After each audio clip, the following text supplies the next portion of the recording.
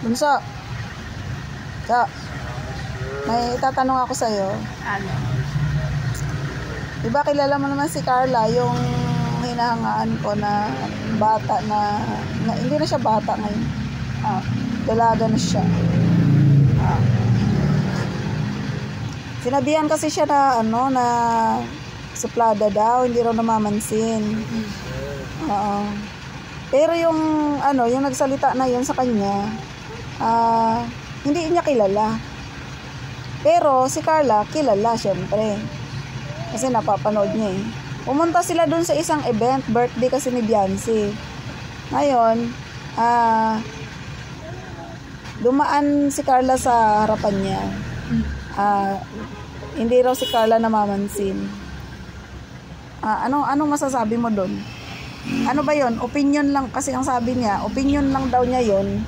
Syempre hindi naman niya kilala si Carla. Sabi niya, opinion lang daw niya yon. Hindi daw siya nang judge doon. Anong masasabi mo doon? Kilala ba siya ni Carla? Hindi nga. Hindi siya kilala. Bakit siya papansin? Hindi na mo pala kilala. Unless pinansin niya. I mean, nag-hi siya tapos di siya pinansin. Yun, pwede mong masabing snubber kasi hindi napansin o kaya hindi lang siya nakita. Ganun yun. Mahirap kasing magsabi na ay ganito yung nangyari. Once lang naman nangyari, hindi naman paulit-ulit. Diba? Unless paulit-ulit yun. Kunyari, ikaw, tinawag kita, ma, 100 times hindi mo pa rin ako pinapansin, tawag doon, snubber.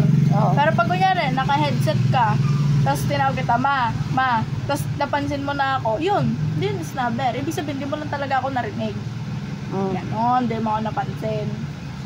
Pero siya, yung taong nagsabi na snubber daw si Ate Carla. Huwag siya man-judge. It's his or they are already judging her. Kasi sinabi niyang snubber.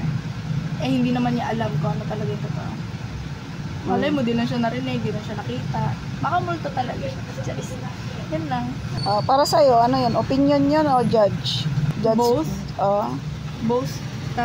Judge tsaka opinion. Opinion in a way kasi yun yung nakita niya or napansin niya. Judge kasi hindi niya inalam yung totoo.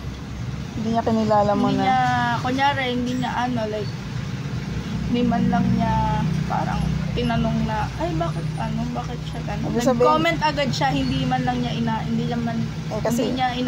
inalam yung totoo. Tsaka hindi niya kilala yung tao. Nagsabi na agad siya ng gano'n na suplada. You already judging someone without knowing them. Dapat kilalanin mo yung isang tao. Huwag mo agad i-judge.